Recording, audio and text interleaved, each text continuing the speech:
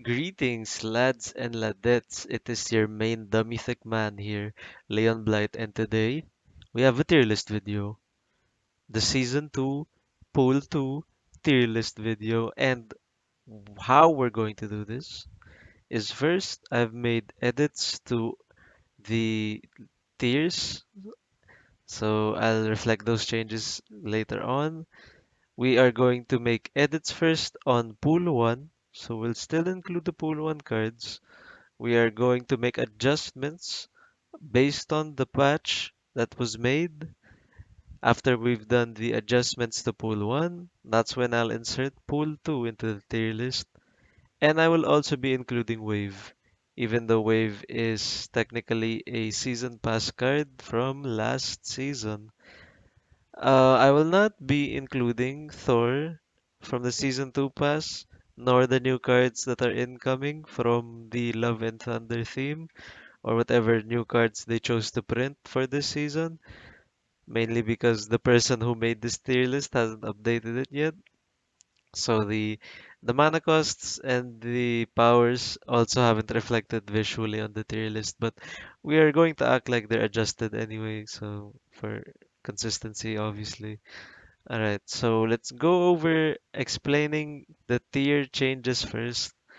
Let's go top to bottom again. So the only change I did with the build around there was I identified tier 1 build arounds and tier 2 build arounds because I needed to more easily identify in the meta which archetypes are stronger than other archetypes.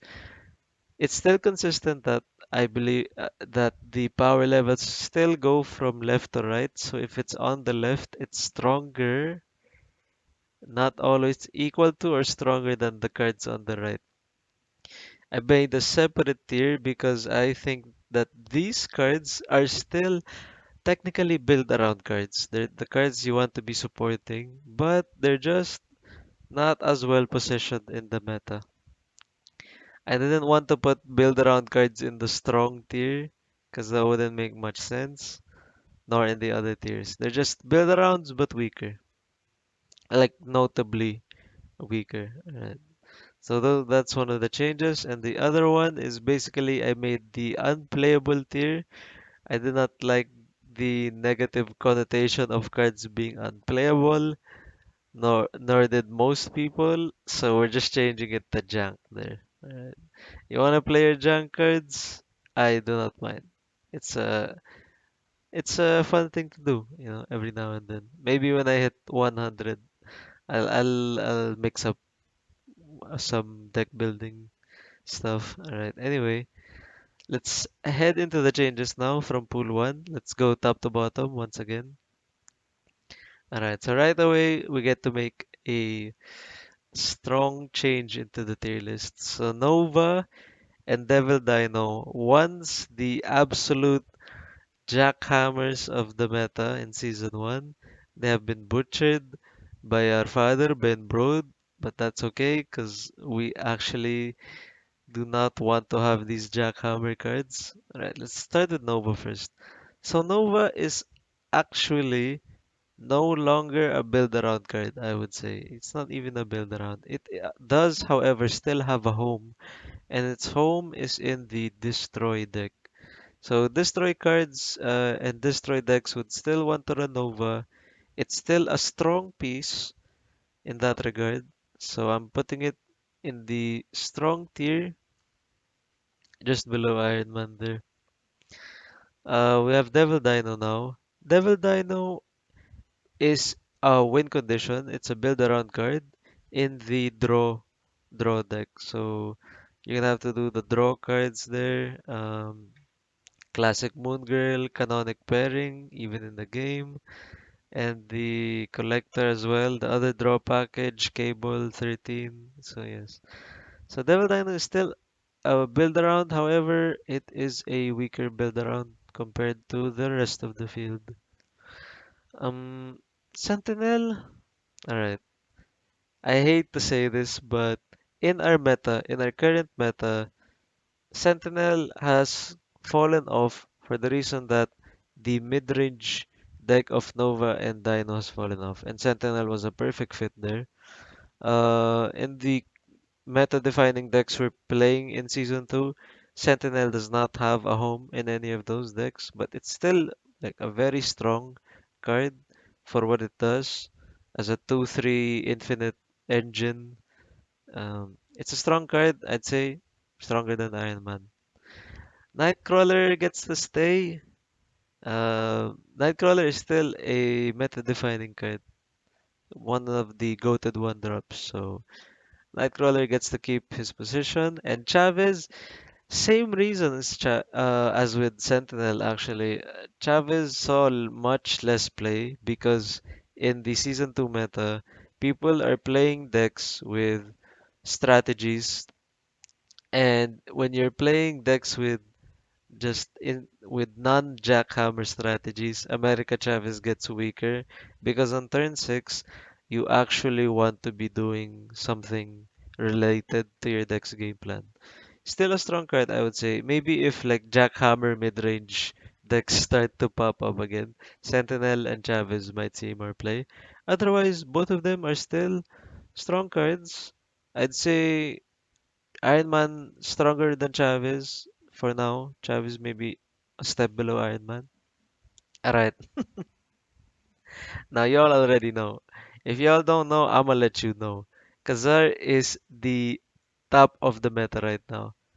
Kazar as a 4-5 in the early collection, pool 1 and pool 2, he is he's not one of, he is the, I would say, strongest build around card up to pool 2.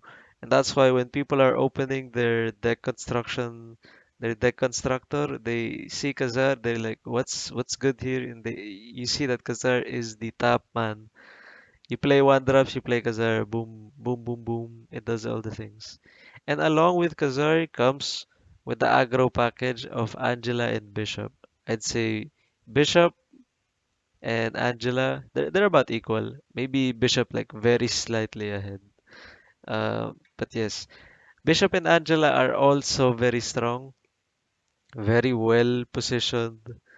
Um, Not much else to say. Bishop and Angela, they do Bishop and Angela things. So yes, it aligns very well with Kazar, so that's good.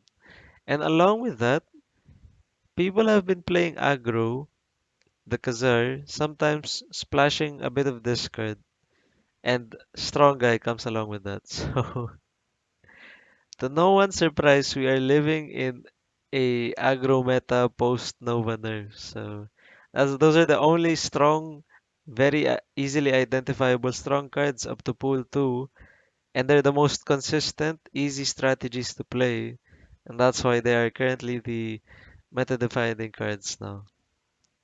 Alright, in tier 1, I want to move down Blue Marvel a bit. Uh, I'd still count Blue Marvel as a strong build around, but Blue Marvel is like I want to see Blue Marvel be good, funnily enough. But the ceiling is that you need like 8 cards on the board for this to be on par for value, because you want your 6 cards to do your 6 mana cards to do 12 powers worth of swings. But Blue Marvel is actually kind of tame in that regard, so yeah, I would not. Odin also a step down, stronger than Blue Marvel. Just on reveal mid range, kind of a not that pog, but not that bad either. So yeah, Apocalypse gets to keep its position. I still think that the discard package is playable in up to pool 2 if you're like in that range. Professor X is a build around for control, although it is the weakest build around because control isn't really an archetype. But if you want to play it, just build around Professor X so much. And as for the move package, alright, a funny thing I'd like to discuss about move is in the last patch, they buffed the move cards, which is mainly Kazar, which we'll get to in a while, and they buffed Doctor Strange as well. So the move package got stronger because early collection move was unplayable. But as we've come to find out, after 1 week of the patch, in the first week everyone was playing Move. I myself was playing Move. And after that first week of playtesting Move, we all collectively found out that Move is still pretty bad.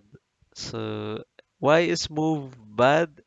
Because A, it's reliant on having God hands. And what I mean by that is you're reliant on having good hands.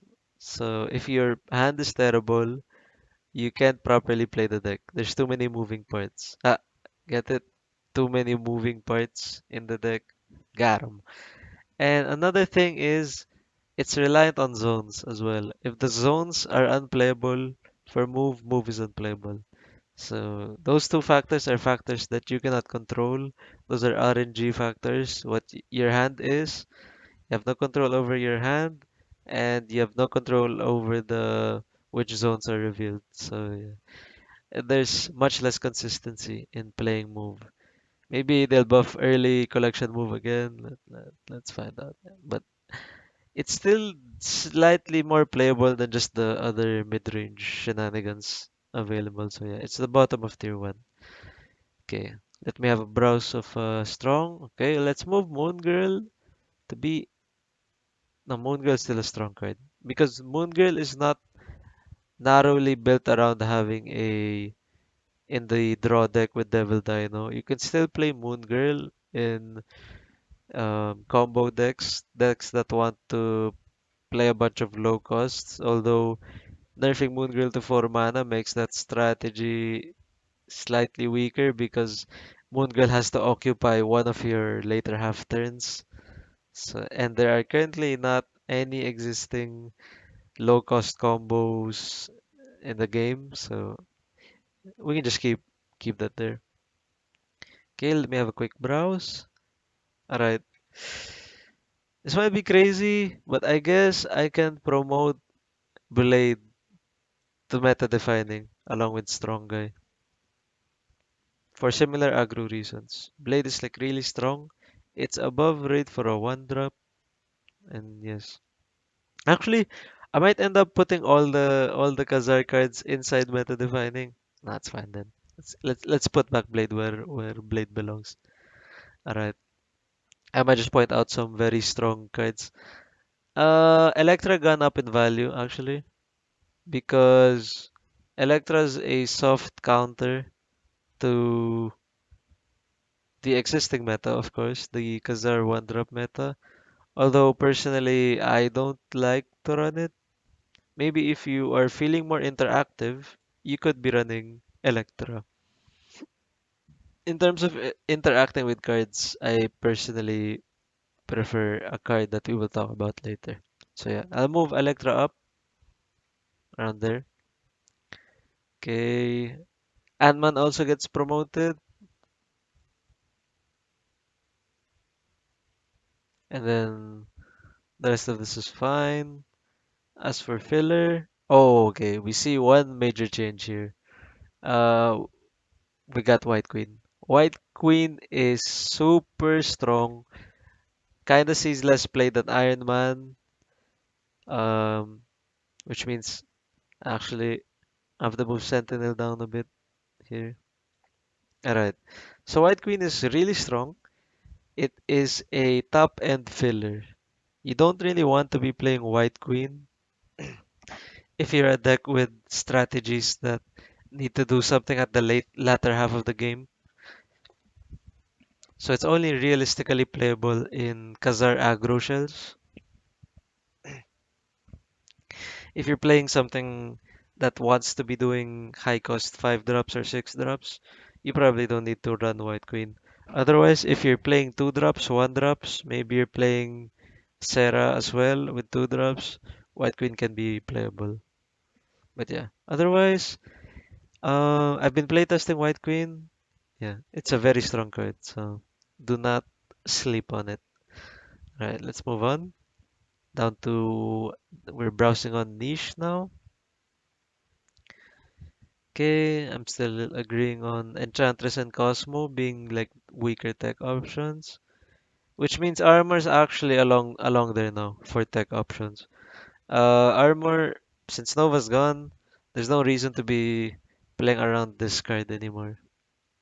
Sorry, Nova Destroy anymore. So Armor has joined the niche tech options. And we get to move Doctor Strange to be a strong enabler for move. Is the move package stronger than the rest of this? Yeah, there. Let's move up Strange and Iron Fist. There you go. Alright, let me get a quick browse. Not much else to see there. Scarlet Witch is a strong. I hate to say it, but Scarlet Witch is actually a stronger tech card now. As a one drop, Kazar, if you want to be, if you're a Scarlet Witch fan, then go ahead, play it with Kazar, or like play it as like a tech card that changes locations. Alright, in the Jank. Oh, someone's getting promoted from Jank. Alright, Colossus is getting promoted actually. He's a filler card. He's still a filler card. He doesn't play into any strategy. They buffed it. I've seen people run it. It makes sewer system playable. Was a negative zone. It makes negative zone playable. But like, he doesn't really do anything still. So yeah, Colossus. And we have one very huge change. We have Craven. Craven is a build around now. Very much promoted. Still in line with the move package. So among pool one build arounds, this card's still good. Apocalypse, strong guy, definitely meta defining now.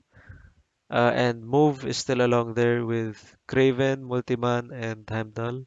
If you want to go mid range in pool one, we have Odin, Blue Marvel. The draw package is still strong with Dino, but not as strong. And if you're feeling crazy, play Professor X. Alright, now we're moving to pool 2 and wave. So started wave first. So wave is definitely a build around card. Nothing screams more build around than what wave's effect does. And it's actually a tier 1 strategy. So if you have wave, what wave does, it's a 3/3 and on reveal it makes all cards on the next turn cost 4 energy. So yeah. It makes you play your 6 drops on turn 4, so on. So yeah, strong strategy.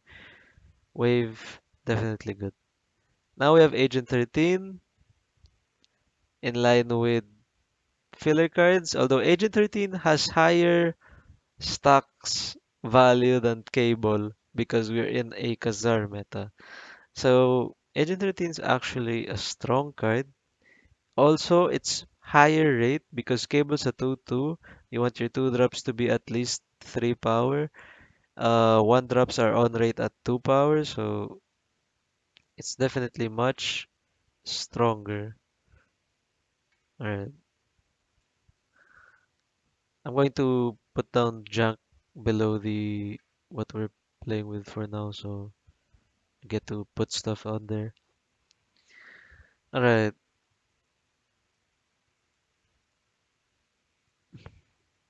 we have Bucky Barnes now.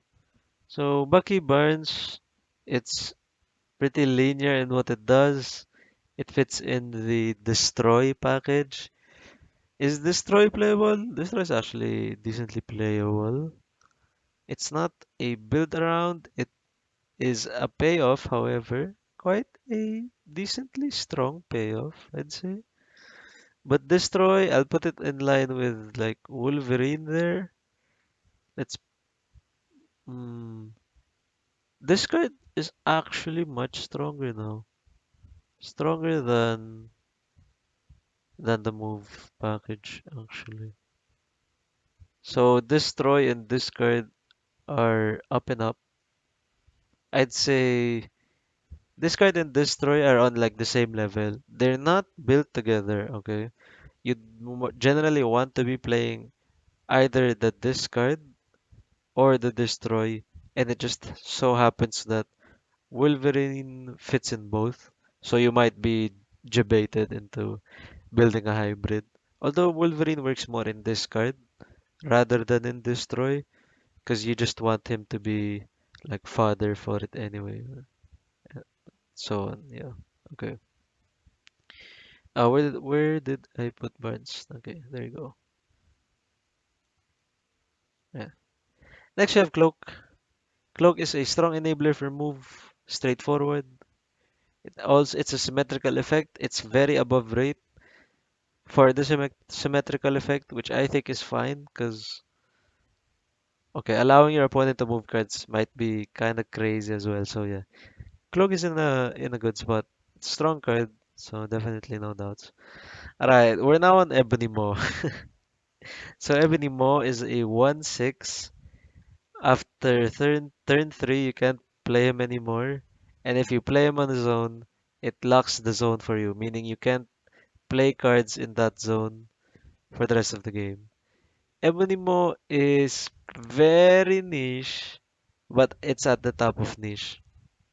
So if you're trying to play hyper aggro or you want to secure a lane early and maybe bait your opponent into investing cards into that lane and you have no intentions of further playing into it, Ebony Maw does that job.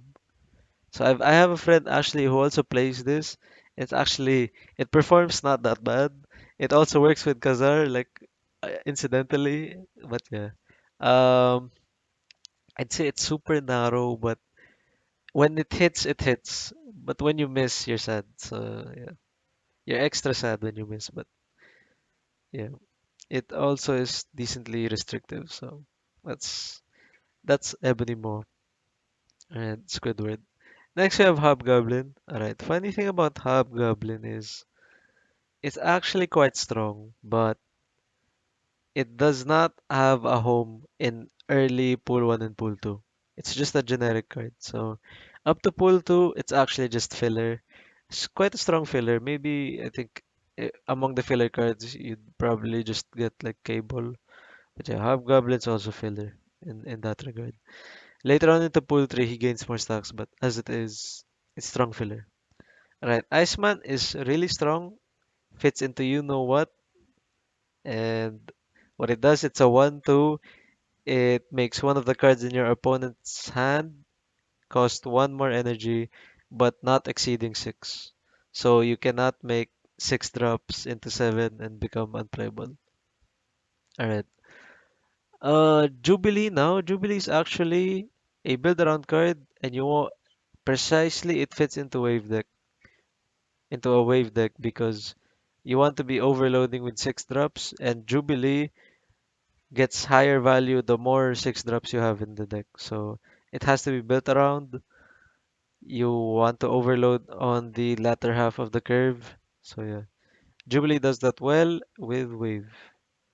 Alright. Next we have Leech. So Leech is in the similar veins of Professor X. It has a very powerful effect of disabling all abilities in your opponent's hand. But sadly, on a turn 5, it's actually not that strong to do. And as a tech card, much like Professor X, it's severely underrated for a 5 drop, with the trade off being the very strong effect.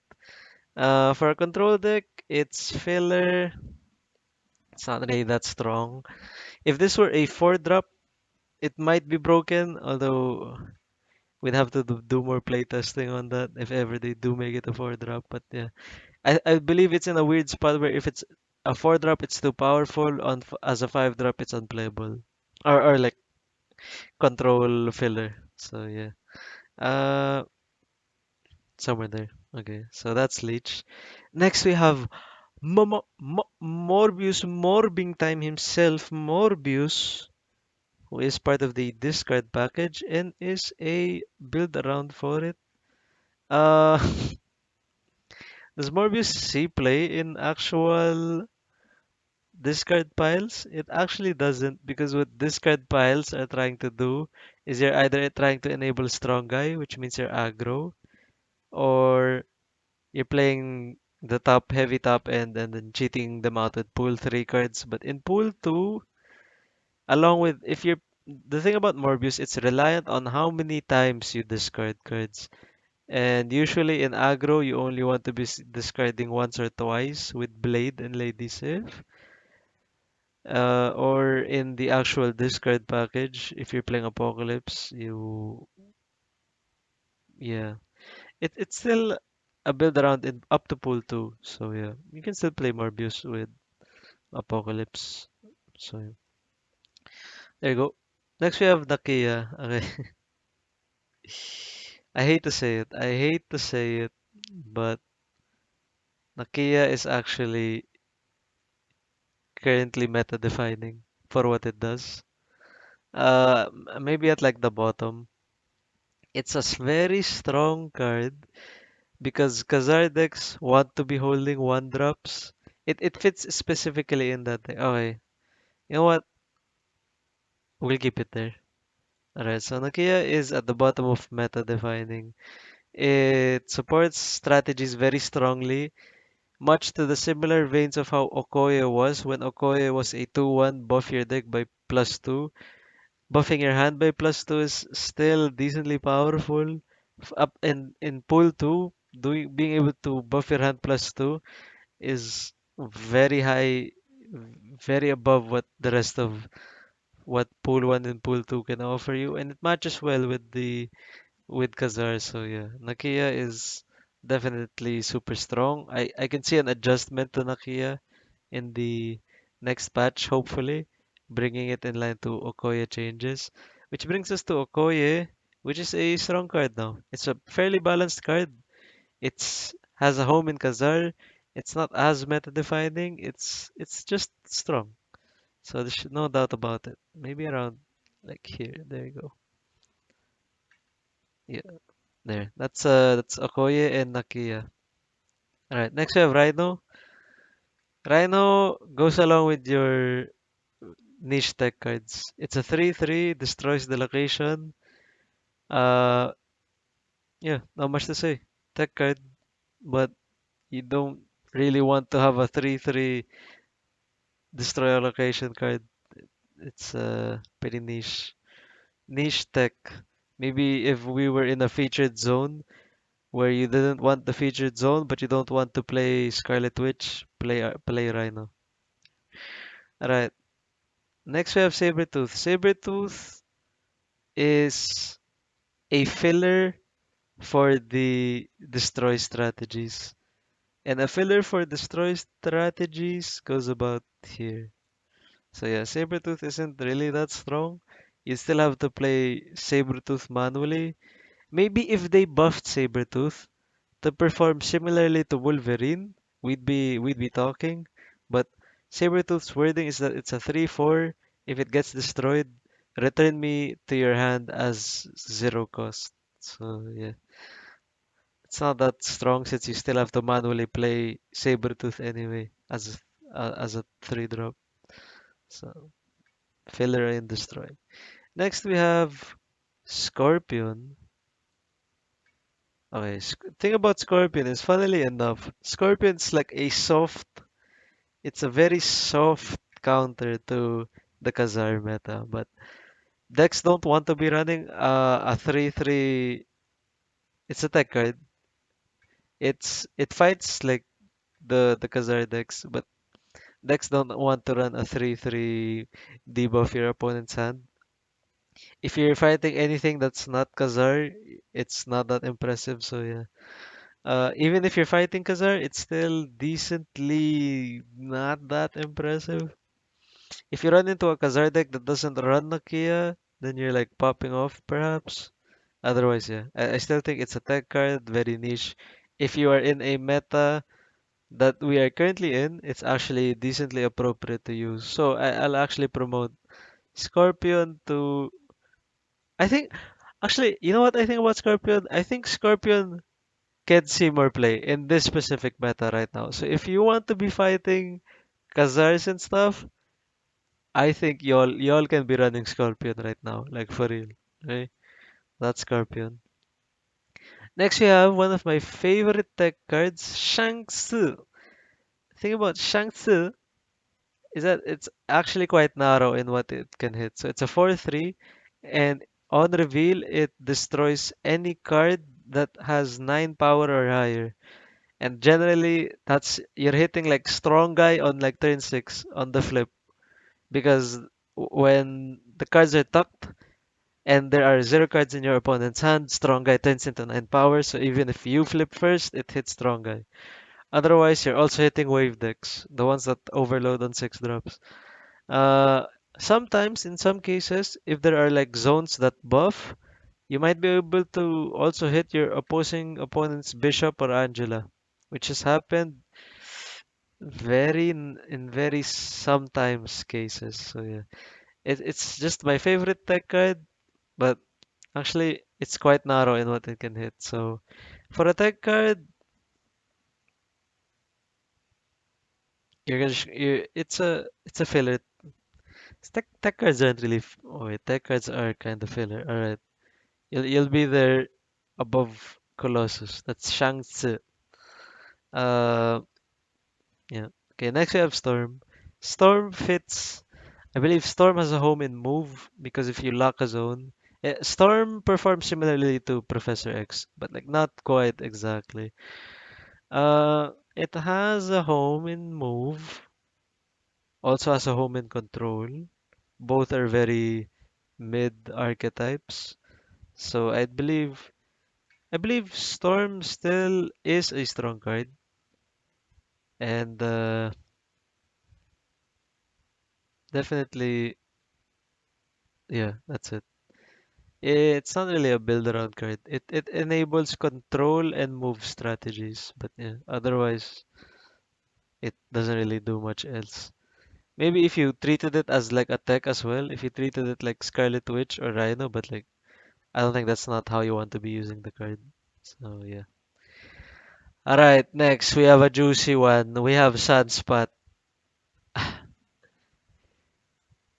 Sunspot is a meta-defining card just for now.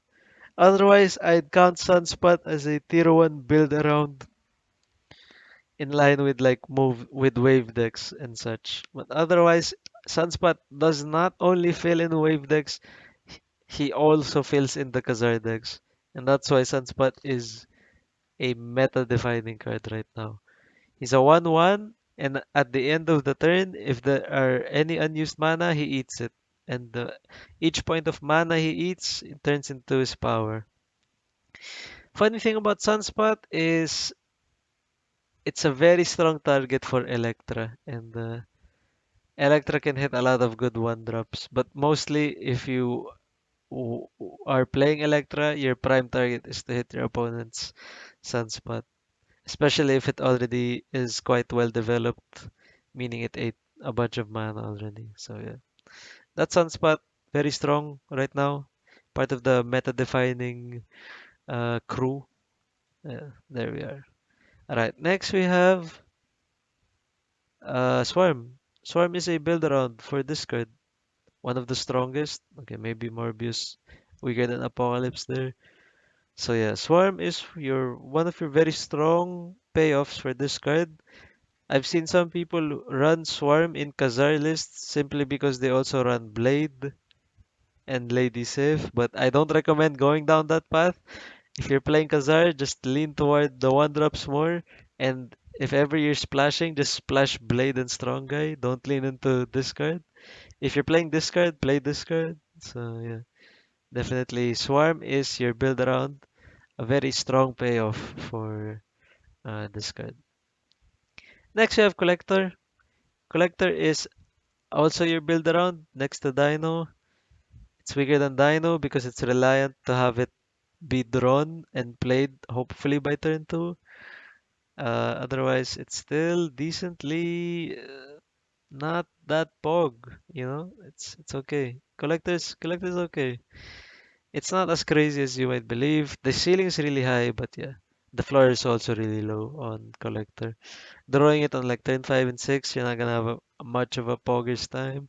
Luckily, Moon Girl's mana still allows you to play like one Collector and then Moon Girl, but on for a turn 6, that's like decently not as impressive.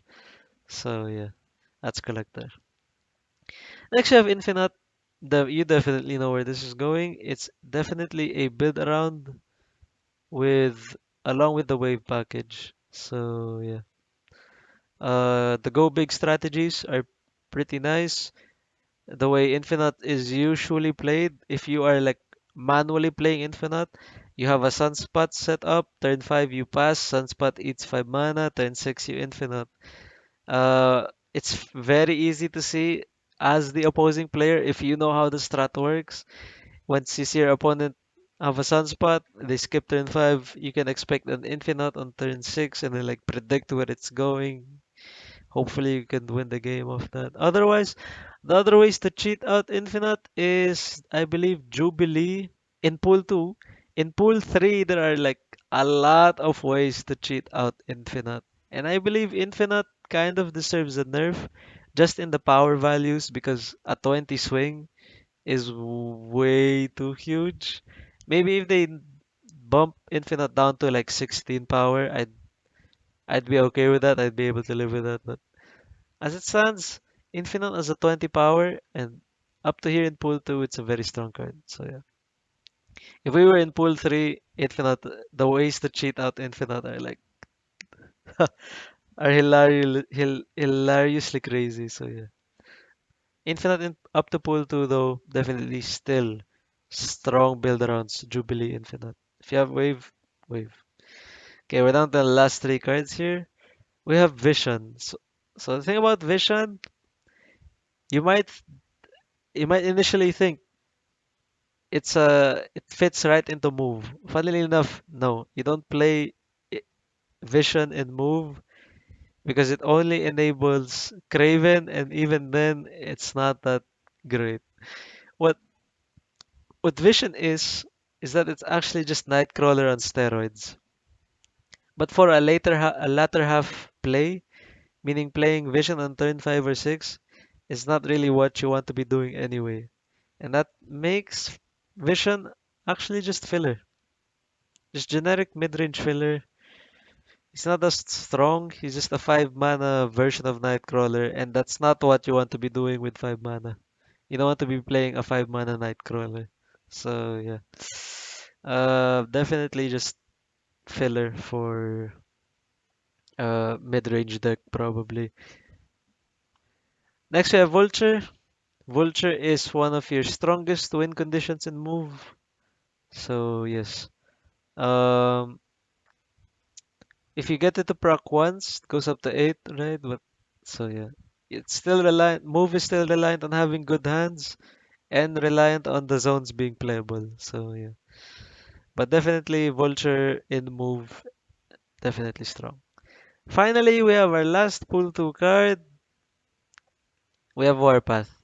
And Warpath has a very specific strategy of you leaving one of your lanes completely open, which isn't what you really want to be doing because it narrows down on the dynamic of how you can play the game if you're playing around Warpath, which I don't really like. So Warpath makes your gameplay very narrow, and in that regard, he's not that strong. He's not really that niche. If you're playing like a go tall strategy and you can live with leaving lanes open, he's strong filler. So I guess he's decent filler and might be in line actually with the onslaught decks because Warpath is ongoing. So yeah, if you are doing some mid range go tall ongoing strategy, you can play like Warpath and onslaught and up to pool too. Otherwise, there's no need. So that's it. So that's our tier list. Let's look at it for a bit, admire it,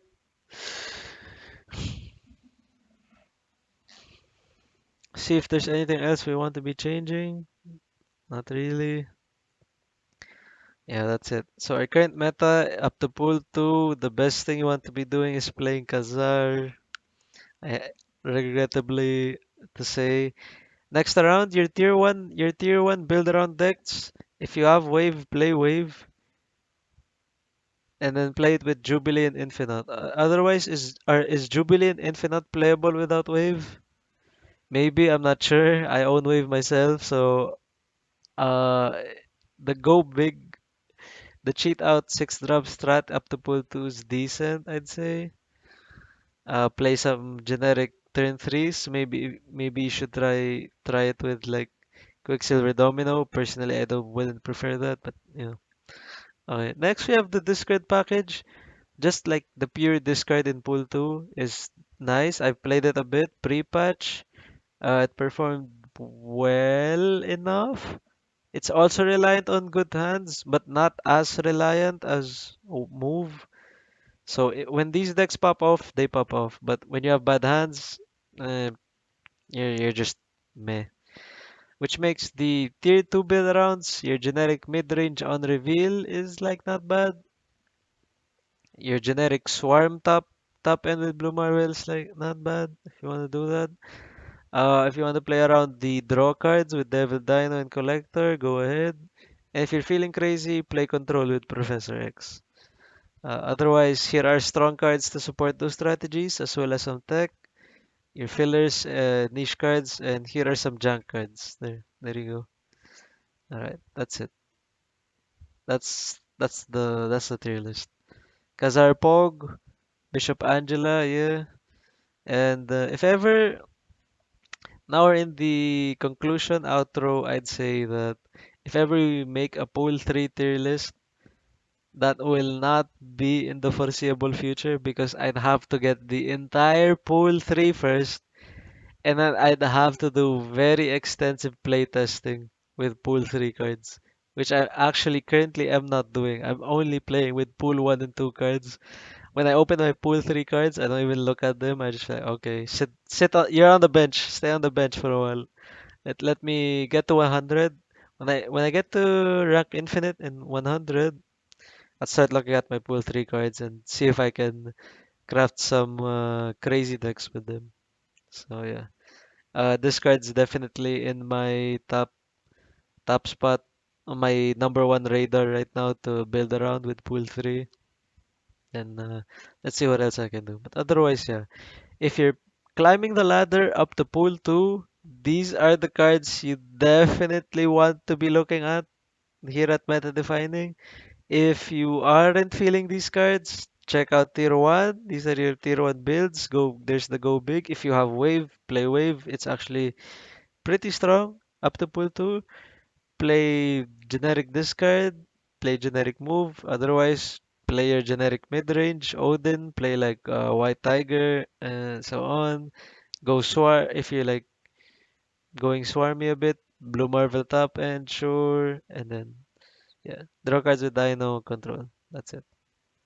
Alright, that's pull two. These are your archetypes. This is your tier list. And yeah, hope you everyone had a good time. If you really enjoy what I do here, do the YouTube stuff. Otherwise, don't. uh, But preferably do. And yeah, that's gonna be a kaboom from me.